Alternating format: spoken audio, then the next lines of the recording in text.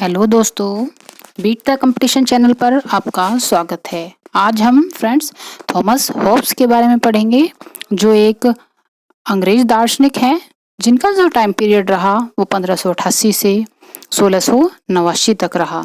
चलिए इनके बारे में महत्वपूर्ण बिंदु देखते हैं। थॉमस होब्स की जो रचनाएं हैं वो लेवियाथन, डी सिवे हैं। दो इनकी रचनाएं हैं जो मुख्य हैं। डी सिवे में होब्स कहते हैं अंतः प्रकृति का कानून उचित तर्क है। क्या कहा है डी सिवे में? अंतः प्रकृति का कानून उचित तर्क है।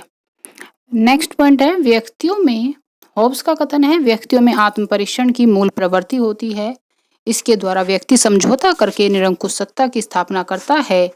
यदि शासक समुचित सुरक्षा न कर सके तो व्यक्तियों को शासक की आज्ञा का पालन से इनकार कर देना चाहिए। तो फ्रेंड्स होब्स क्या कहते हैं? होब्स कहते हैं कि यदि जो शासक है वो सुरक्षा करने में असमर्थ है तो व्यक्ति जो है उसकी आज्ञा पालन से इनकार कर सकते हैं।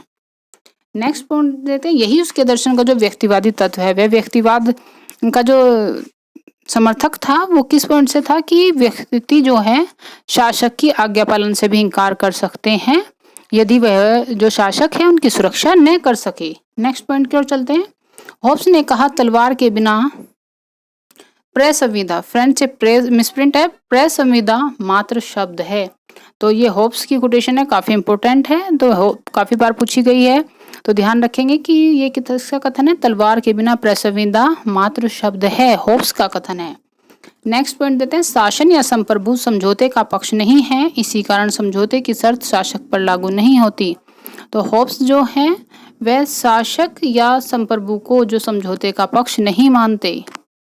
नेक्स्ट पॉइंट देखते हैं, ऑक्सफोर्ड ने लिखा है होब्स के बारे में, होब्स की का लेवियाथन राजनीतिक दर्शन की श्रेष्ठ कृति है। राजनीतिक दर्शन की श्रेष्ठ कृति किसे बताते हैं? लेवियाथन को। कौन बता रहे हैं?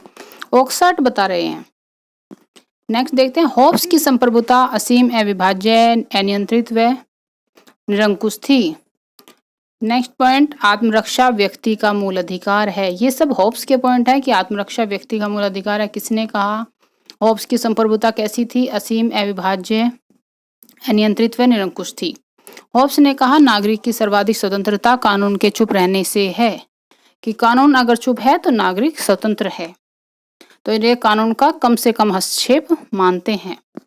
होब्स ने कहा प्रभुसत्ता कानून द्वारा अभिव्यक्त होती है, कानून का पालन करना व्यक्ति के लिए अनिवार्य है, जहां कानून का कोई आदेश नहीं है। नेक्स्ट पॉइंट की ओर तरफ चलते हैं। ये अभी है, जहां कानून का कोई आदेश नहीं है वहां व्यक्ति अपनी तृष्णा और समझ से कार्य करने के लिए स्वतंत्र है, कि जहां कानून नहीं है वहां अपनी तृष्णा और समझ से व्यक्ति कार्य कर सकता है। जहां कानून चुप है वहीं व्यक्ति की स्वतंत्रता है। नेक्स्ट पॉइंट पर चलते हैं। होब्स ने कहा सबसे निकृष्ट राज्य भी सबसे उत्कृष्ट अराजकता से अच्छा है। उन्होंने कहा कि अराजकता कितनी भी अच्छी क्यों ना हो वह कभी भी राज्य की बराबरी नहीं कर सकती, तो वो राज्य कितना निकृष्ट भी होगा तो भी अच्छा है, जबकि उत्कृष्ट अराजकता अच्छी नहीं है। आधुनिक राजनीति दर्शन का जन्मदाता होब्स को माना जाता है। नेक्स्ट पॉइंट देखते हैं, बैंथम के उपयोगितावाद व ऑस्टिन के संप्रभुता सिद्धांत पर होब्स के विचारों का प्रभाव दिखाई देता है। तो बैंथम का जो उपयोगितावाद है, उपयोगितावाद का सिद्धांत किसका है?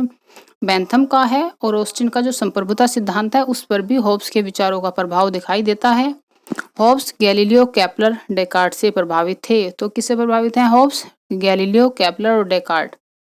होब्स निरंकुश सत्ता का समर्थन करते हैं, लेकिन इनके दर्शन का आधार व्यक्तिवाद है।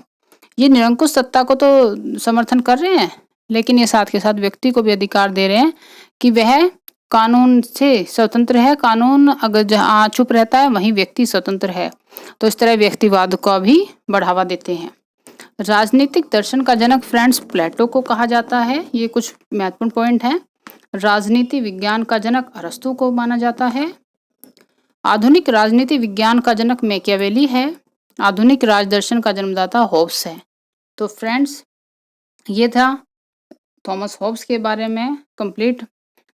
को आपको कैसा लगा जो मुझे कमेंट करके ज़रूर बताएं और वीडियो को लाइक करें, चैनल को सब्सक्राइब करें। आपको ऐसी ही महत्वपूर्ण वीडियो आपके टीजीटी पीजीटी एग्जाम के लिए एलटी ग्रेड के लिए मिलती रहेंगी। Thank you.